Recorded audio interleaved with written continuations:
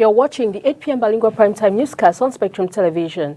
Making news tonight, March 24, 2022, ahead of the crucial encounter tomorrow, March 25, 2022, between the Fennec Foxes of Algeria and the Indomitable Lions of Cameroon.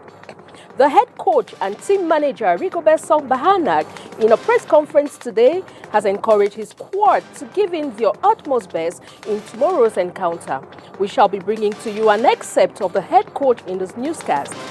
And in our health page, the increasing number of cholera cases that have been recorded in the southwest region of Cameroon recently has spurred the governor of the region, Bernard Okalabilai, to engage stakeholders of the region in the fight of this epidemic in the region.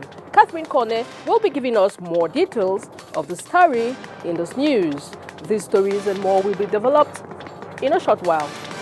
Good evening, ladies and gentlemen. Thanks for joining in on the 8 p.m. Bilingual Primetime Newscast on Spectrum Television. We'll start right away in the French language with Makeda Lidinyotom. Bonsoir, Makeda. Bonsoir Christelle Assec, mesdames, messieurs, bonsoir. Sport pour ouvrir ce journal. Dans moins de 24 heures maintenant, l'équipe nationale de football du Cameroun accueille l'Algérie au stade de football du complexe sportif de Japoma. C'est ici même à Douala. C'est dans le cadre des barrages allés qualificatifs pour la prochaine Coupe du Monde de football Qatar 2022. En conférence de presse d'avant-match cet après-midi à Douala, le manager sélectionneur national affirme qu'il est là pour apporter le fighting spirit aux joueurs ainsi que son expérience dans un tel contexte. Pour le capitaine des Lions indomptables, l'Algérie n'a pas fait une bonne Coupe d'Afrique des Nations et voudra absolument rectifier le tir, sauf que les Fennecs auront en face une équipe redoutable du Cameroun. Nous vous proposons d'écouter justement Rigobert Song Bahanak et Vincent Boubacar. On va être demain au front et on va tout donner pour que nous savons que ça peut être difficile aussi pour nous à l'extérieur. Nous savons, moi en tant que footballeur, c'était un peu souvent très compliqué quand on joue face à ces pays-là. C'est pas toujours très facile chez eux parce qu'ils ont certaines cultures que nous n'avons pas ici. Mais le mieux, c'est de pouvoir faire la différence ici et aller au moins avec une assurance qui nous va nous permettre de pouvoir après se battre là-bas comme des guerriers. Donc voilà, demain c'est vraiment le match qui va pouvoir nous mettre déjà au droit chemin. Nous savons aussi ce que nous devons faire et ils savent aussi ce qu'ils doivent faire et ça va se jouer sur le terrain et je suis conscient que je vais apporter ma touche pour faire la différence. En 3 jours, 2 jours, qu'est-ce que je peux faire? Je suis qu'en train de continuer ce qu'il a commencé et apporter aussi, comme je le disais, ma petite touche et ma petite expérience, mon vécu aussi, pour les transmettre, juste leur apporter ce que nous on appelle ici le fighting spirit, parce que vous connaissez le capitaine courage, quand on vous parle de Rigobert Song, quelle est l'intention que vous avez en premier? C'est la détermination. Donc le match de demain, c'est de ça qu'il s'agit. Au niveau du mental, nous sommes redoutables. Donc on sait que nous savons que l'Algérie n'a pas fait une bonne compétition et ils veulent montrer quelque chose et je pense que c'est pas ici qu'ils vont le faire. C'est pas ici, nous sommes prêts. Still in the same vein, the president of the Cameroon Federation of Football, Samuel Eto'o, has motivated the Indomitable Lions squad to give in their best and have fun while playing tomorrow against Algeria. Oni Ladonet tells us more. The Indomitable Lions of Cameroon are in high spirit ahead of Friday's game with Algeria. With just 2 games standing in their way of an 8th World Cup participation, Fecafoot president Samuel Eto'o hasn't ceased reminding them of what's at stake. Les Coupes du Monde ne se jouent pas tous les jours pour les joueurs. Players don't get to play the World Cup every day. You have the opportunity to play and participate in this year's World Cup. I call on you to make use of this opportunity. It's unique. Cameroon's last World Cup appearance dates as far back as 2014 in Brazil, with only sad tales to be told. With a breed of players and the wind of change, sweeping across the sports in recent outings, a better World Cup campaign is what we look forward to. C'est une compétition totalement différente et qui vaut vraiment la peine. This is a different competition and we need to give our best. Give in all you have. You have the opportunity to play what I consider as one of the greatest teams in Africa, Algeria. So your qualification will be splendid because you are playing against a great team, Algeria.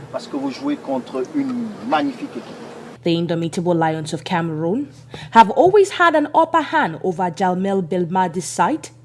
But will history repeat itself? Nothing is impossible. Dream big and make us dream. You have done tremendously well. You all are great players, I have no doubt. That will be decided at 6 p.m. in the Japoma Stadium come Friday, 25 March 2022. And still in regards with tomorrow's encounter, the Minister of Physical Education, Narcis Mwele Kombi, in a press conference, says access to the Japoma Stadium and circulation will be strictly monitored. Josephine Binzi was in attendance and files in the following report. Managing the mobilization of fans, infrastructure, access to stadiums, as well as security measures ahead of Cameroon-Nigeria encounter was a major focal point of discourse in a press conference chaired by Sports and Physical Education Minister Narcis Mwele Kombi. Synergie de nature à permettre cette bonne. We are putting everything together, all departments, especially to ensure a good organization. It was also a means to organize a smooth entry into stadiums as well as circulation of supporters. They have to be of good, patriotic behavior to give their support to the Lions ahead of victory. À notre sélection nationale en vue de la porter, de la transporter vers la victoire. A platform where he called on all Cameroonians to rally behind the Lions. Ville de Douala que le Cameroun a obtenu, rappelons-le, sa qualification pour. Cameroon obtained her qualification here in Douala for the final qualification. I am calling on all supporters here in Douala to rally behind the Lions to put Cameroon on the spotlight on the international scene. C'est la scene. qui va mettre une fois de plus le Cameroun sous les feux des projecteurs internationaux. The assessment meeting featured the governor of the littoral region, Samuel Dieudonné Vahadiboa, stakeholders of the littoral region, security officials for the smooth organization of the first qualification leg pitting Cameroon and Algeria in Qatar 2022. Nous parlons d'autre chose dans ce journal. Le Conseil constitutionnel se recycle dans le cadre de la lutte contre les attaques de cybercriminels. C'est du moins l'objectif visé par les travaux ouverts à Yaoundé au moment où la criminalité sur Internet devient de plus en plus préoccupante. Le constat est général, le problème préoccupant. Les assauts des cybercriminels n'épargnent aucune administration camerounaise. Même le Conseil constitutionnel est une cible potentielle, d'où la nécessité de renforcer le système de sécurité de cette institution. D'autant plus que le Conseil constitutionnel gère une partie importante, n'est-ce pas, de la vie publique camerounaise, dont des attaques cybercriminelles peuvent avoir des conséquences non récupérables au sein du Conseil constitutionnel. Les experts de l'Agence nationale des technologies de l'information et de la communication ont donc pour mission au cours de ces travaux de sensibiliser tout le personnel du Conseil constitutionnel et l'informer sur les techniques les plus récentes et efficaces pour identifier les modes opératoires des cybercriminels.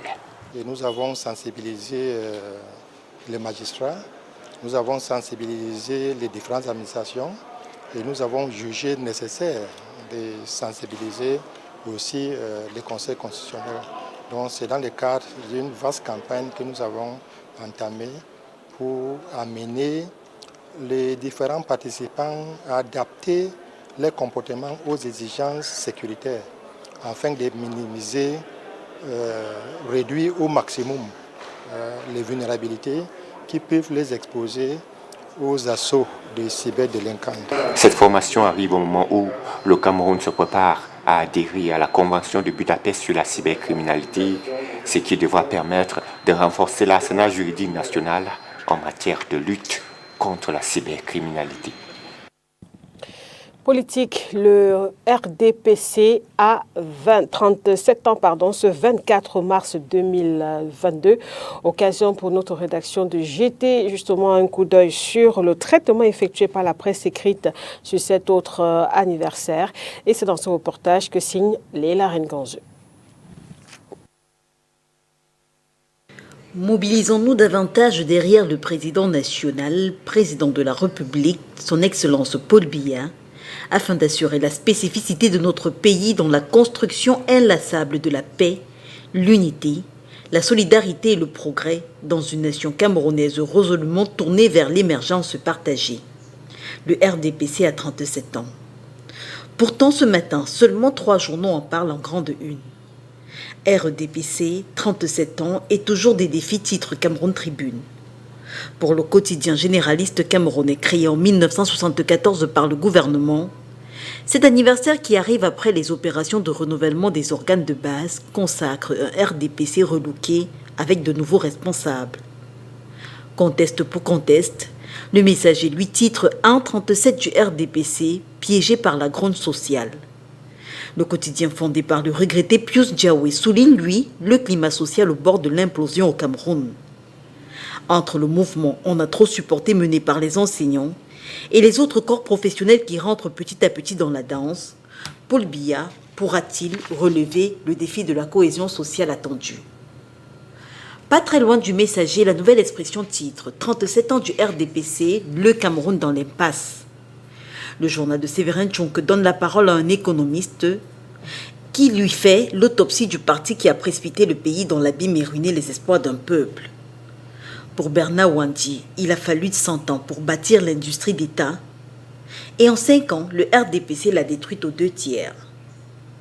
Si les autres quotidiens n'évoquent pas la célébration de cet autre anniversaire du parti au pouvoir, les grandes unes sont tout de même assez illustratives de la situation de malaise social décriée par le Messager. Épidémie de choléra, 41 décès enregistrés dans la ville de Limbi, résultante du manque de latrines et d'eau potable, écrit Le Jour. Et quant à mutation, lui braque les projecteurs sur la politique énergétique au Cameroun et la bataille pour un meilleur accès à l'électricité. Santé, économie, éducation, politique, des questions qui n'ont cessé de revenir tout au long de ces 37 dernières années. Des domaines sur lesquels la gestion du RDPC n'a pas toujours fait l'unanimité. We now talk health in this news. Following the increasing number of cholera cases recorded recently in the southwest region of Cameroon, the governor of the region, Bena Okaliabilai, has called on stakeholders of the region to engage in the fight against this epidemic. Catherine Kone completes that story. With over 400 cholera cases and 12 deaths recorded in Fakot division of the Southwest region, Governor Bernard Okaliabilai held a crisis meeting with stakeholders for the fight against cholera. The first evaluation is that the cholera outbreak is there. Our structures, the hospitals, are overloaded. Thank God that the medical officers in charge of those hospitals have been proactive and they have taken preventive measures to succeed, to host, to receive various patients. They have canopies in the out of the halls, and the people are at least under the canopies, and all the patients are under treatment. But the problem is now the causes of the cholera. Now we are at where the place they call Down Beach, Dockyard, I don't know, and where you have understood people saying that there is no toilet here. So a whole part of the Limbe city, no toilet. And here you have all the fishermen. They say that they use the water to ease themselves. They use some butches here to is themselves. And according to medical officer, that is the source of cholera. If we don't stop it, if we don't cut the disease at the sources here, at the grassroots, we'll continue to receive patients, to treat them, but disease will continue. While urging the residents to respect basic hygiene rules, the governor called on local authorities to construct public toilets in the touristic seaside resort town of Limbe. To the local authorities, the mayors and the SDO is to undertake a program of construction of toilet here. In less than 30 days in a month, they should construct public toilet. Because if you don't do it, these people will continue. And the cholera, this place of it now, because it's the same environment in it now, the same environment here in Limbe, will continue to remain the port of epicenter of cholera. So the state must take some measures, and at the end to oblige to everybody who is having a house here must show his toilet. But for the emergency situation, the council should build a minimum of 10 public toilets here. That's what we can say. The cases of the disease, which is spread by ingesting fecal matter, causes acute watery diarrhea, was first reported in the southwest region in November last year. And in our foreign page, sanctions have halted millions of dollars in Kenyan trade to Russia. More of the story with our foreign partners, the Voice of America. At Isinya Roses Flower Farm in Kajiado, Kenya, hundreds of workers are packing freshly packed roses. Ordinarily, at least 40,000 stems of the fragrant flowers will be destined for the Russian market on this day. Instead, they are in a danger of withering to death. Exporters say their orders for Russia and neighboring countries have been cancelled, while earlier shipments are going unpaid. Currently, with the issues going on with Russia and Ukraine, and with all the sanctions on Russia, we are not able to supply any flowers to Russia because of their payment systems, which even the banks have been stopped or banned by the SWIFT system, which has really affected us. Not only Russia, even the neighboring countries of Russia, which also been supplied through Russia, has been affected. Kenya is also a major exporter of tea to Russia, accounting for an estimated $60 million annually. Tea exporters say the unprecedented sanctions to Moscow have forced them to suspend trade indefinitely. The exporters of teas to Russia stopped buying teas from the auction, and for two reasons. The first one being that there's no way they would have opportunity to ship teas to Russia, because many of the shipping lines had already sent a notification that they would not be going through those routes to Russia. Authorities in Kenya's Fresh Produce Consortium told VOA that they're exploring alternatives to deliver cargo to both Russia and Ukraine, but face numerous obstacles. I've gotten calls from Ukraine and some business people from Ukraine who are saying, please send us cargo. And we are saying, okay, fine, yes, but to where? By what vessel? Some of them are saying, yeah, we are willing, we are ready to pay upfront. Question is, you will receive somebody's money today, you don't know whether you will be alive tomorrow. Some exporters are looking at alternative markets such as Oman, Turkey and Saudi Arabia to get their tea and flowers off the farms, even though they risk earning less money. Victoria Amunga for VOA News, Kajiado, Kenya.